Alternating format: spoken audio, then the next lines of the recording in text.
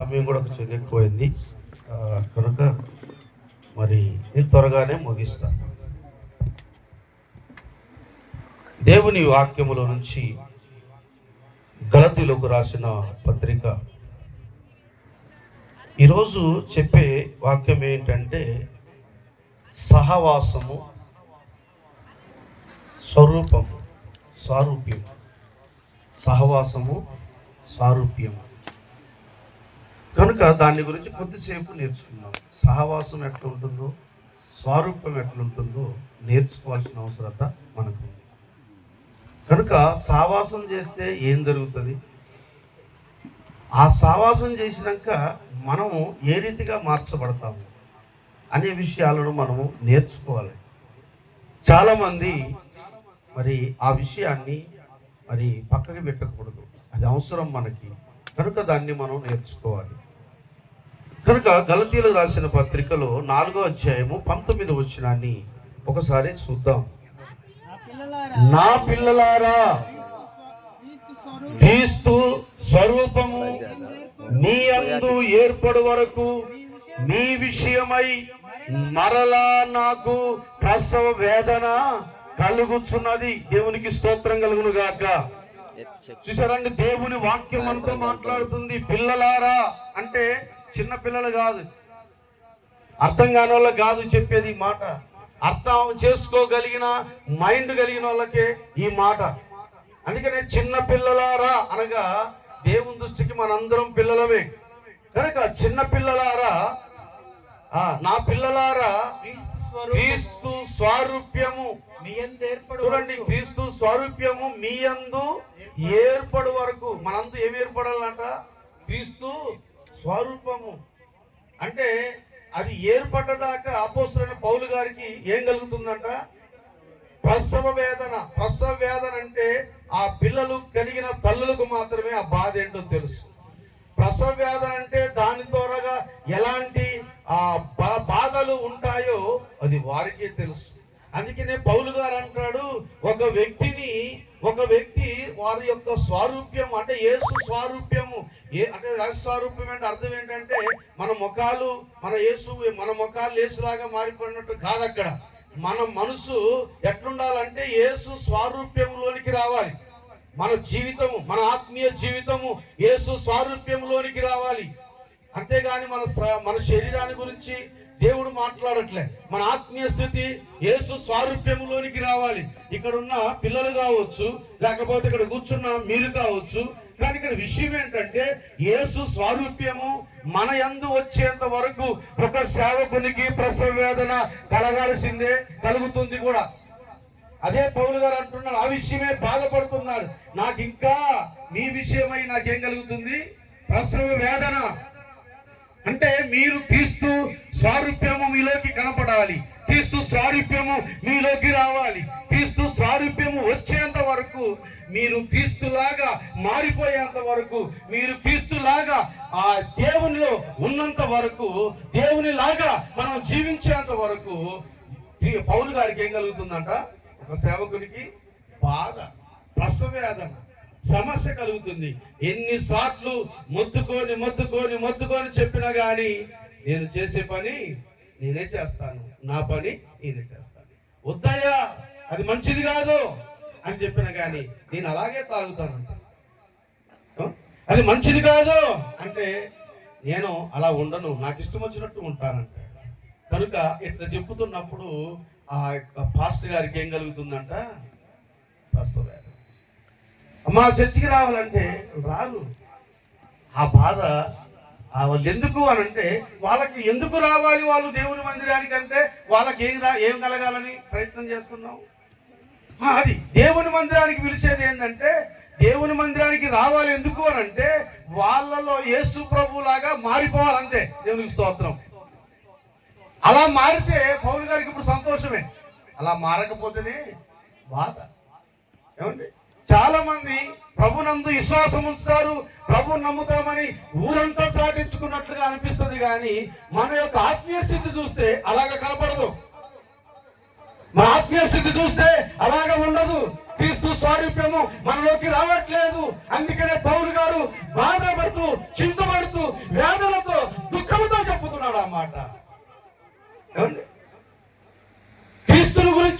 ఎవరికి అలాంటి ఆలోచన లేకుండా పోతుంది.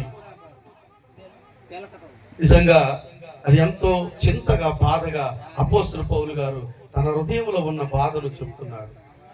అలాగనే మీరు చూడండి, రోమీయులకు రాసిన పత్రికలు కూడా ఒక మాట చూద్దాం. రోమీయులకు రాసిన పత్రిక 8వ అధ్యాయము 29వ వచనాన్ని కూడా చూడండి. ఎందుకనగా తన కుమారుడు అనేక సహోదరులలో జ్యేష్ఠుడగునట్లు దేవుడు ఎవరిని ముందుగా ఎరిగెను వారు తన కుమారునితో సారూప్యము గలవారగుటకు వారిని ముందుగా నిర్ణయించెను. క్రీస్తు స్వారూప్యము రావాలని దేవుడు మనల్ని ఏం చేస్తున్నాడంట? జ్యేష్ఠులుగా ఏంటంటే ముందుగానే ఎరిగాడు. దేవునికి స్తోత్రం కలుగును గాక. జ్యేష్ఠులుగా అంటే జ్యేష్ఠత్వం గురించి తెలుసా మనకి? మొదటి వారిగా దేవుడు ఎరిగాడంట. దేవునికి స్తోత్రం. ఎందుకని వాళ్ళని మన చదవండి ఆ మాట. తన కుమారుడు అనేక సహోదరులలో జ్యేష్ఠుడగునట్లు దేవుడు ఎవరిని ముందుగా ఎరిగెను వారు చూడండి తన కుమారునితో సారూప్యము గలవారు. ఏంటండి? యేసు క్రీస్తుతో మనం ఏమైతే మాట స్వారూప్యము గలవారమై ముందుగా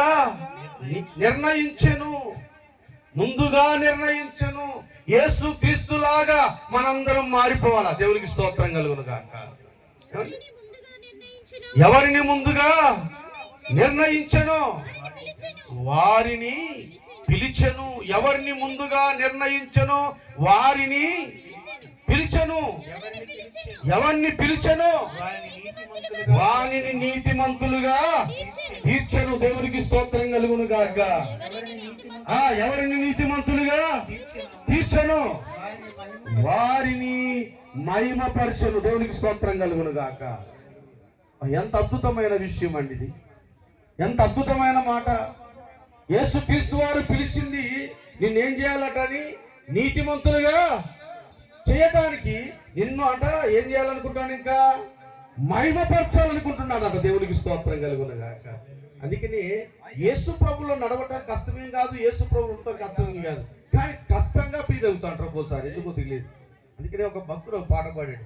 ప్రభువే మనకు మాదిరిగా, ప్రభువే మనకు మార్గముగా, నడుచుకోవటము కష్టము కాదు, ప్రభు అంటే మనకిష్టము ఉంటే, ప్రభువే మనకు మార్గముగా. ఏంటంటే ప్రభువే మనకు మార్గంగా ఉంటే నడుచుకోవడం కష్టమేమి కాదు. ప్రభు అంటే మనకి ఇష్టం ఉండాలి. కానీ దేవునికి స్తోత్రం. ఆయన ఇష్టం ఉంటే చాలు. నువ్వు ఏ స్వరూపంలోనికి వస్తావు? యేసయ్య స్వరూపంలోకి వస్తావు. యేసులాగా మారిపోతావు. యేసు బిడ్డగా జీవిస్తావు. యేసు కొరకే బ్రతుకుతావు. యేసు కొరకే నీ జీవితాన్ని తెగించి ఉంటావు. లాస్ట్ అంతం వరకు కూడా యేసు కొరకే ఉంటావు. కనుక నిన్ను చూసి దేవుడు ఏం చేస్తాడంటే నీతిమంతులుగా తీర్చడమే కాదు, దేవుడు నిన్ను మహిమపరుస్తాడు. దేవునికి స్తోత్రం కలుగును గాక. దేవునికి మహిమ కలుగును గాక. ఆయన కుమారుని స్వారూప్యములోకి రావాలని దేవుడు కోరుతున్నాడు. ఆయన యేసులాగా ఉండాలని దేవుడు నిన్ను కోరుతున్నాడు. కానీ నువ్వు యేసులాగా ఉండడానికి ఇష్టపడట్లేదు కనుక యేసులాగా ఎలా మారుతావు? యేసుని కలిగి ఉంటే, యేసుతో జీవిస్తే, యేసులాగా బ్రతికితే నువ్వు యేసు స్వరూపం నీకు వస్తుంది. ప్రేమని బిడ్డరా, లేకపోతే నీ దగ్గరికి రావడానికి లేదు. ప్రభు దగ్గర నేను ప్రార్థించాను. ఇక్కడ నుంచి వెళ్ళినాక ప్రార్థన చేశాను. ప్రభువా, ఈ రోజు నేను ఏం మాట్లాడాలి తండ్రి అని చెప్పి దేవుని దగ్గర నేను కొనియాడి ప్రార్థించాను. ప్రార్థిస్తే ప్రేమంతులారా, నేను 4:30-5 గంటలకు పండుకున్నాను. దేవునికి స్తోత్రం కలుగును గాక. నా ప్రభుతో సహవాసం చేశాను. నా ప్రభుతో నేను కలిసి ఉన్నాను. నాకు ఏది కావాలో నేర్పించు తండ్రి అని దేవుణ్ణి అడిగాను. దేవుడు నాకు ఇచ్చాడు. దేవునికి స్తోత్రం కలుగును గాక. దేవుడు ఇచ్చాడు. ఇగో ఈ విషయమై మాట్లాడు, ఈ విషయమై మాట్లాడు అని చెప్పి దేవుడు నాతోటి మాట్లాడిచ్చాడు. దేవునికి స్తోత్రం కలుగును గాక. నాకు ఈ థాటు నిన్ననే ఈ థాటు నాకు అనిపించింది. ఏమనంటే, ఒక పాట మనం విన్నాము. ఒక పాట అయిపోవటం అంటే ఏదో పాట పెట్టాను నేను ఇక్కడ. ఏం పాట అది? నేను ఎల్లప్పుడూ యెహోవాను సన్నుతించేదనే పాటలో ఒక మాట ఉంది. క్రీస్తుని స్వారూప్యము నేను పొందాలని అనే ఒక మాట ఉంది అక్కడ. క్రీస్తు స్వారూప్యము నేను పొందాలంటే క్రీస్తు స్వారూప్యం ఎలాగుంటుంది ప్రభు అని చెప్పి రాత్రి అంతా నేను దాన్ని ధ్యానం చేశాను. దేవునికి స్తోత్రం. ఆ ఒక్క పాటను నా మనసును టర్న్ చేసింది. నేను పోయే పాఠమే ఆ పాటను పెట్టుకొని విని మరలా నేను ఆ వాక్యాలను ఎక్కడెక్కడ ఉన్నాయని దేవులాడి ఎదికి, దేవు నా ప్రభువా క్రీస్తు స్వారూప్యము నా సంఘాలు రావాలి తండ్రి అని దేవుని దగ్గర కొనియాడి ప్రార్థించి రాత్రిరంతా ప్రార్థించి తెల్లారేటప్పుడు కొద్దిసేపు పండుకున్న. దేవునికి స్తోత్రం కలుగును గాక.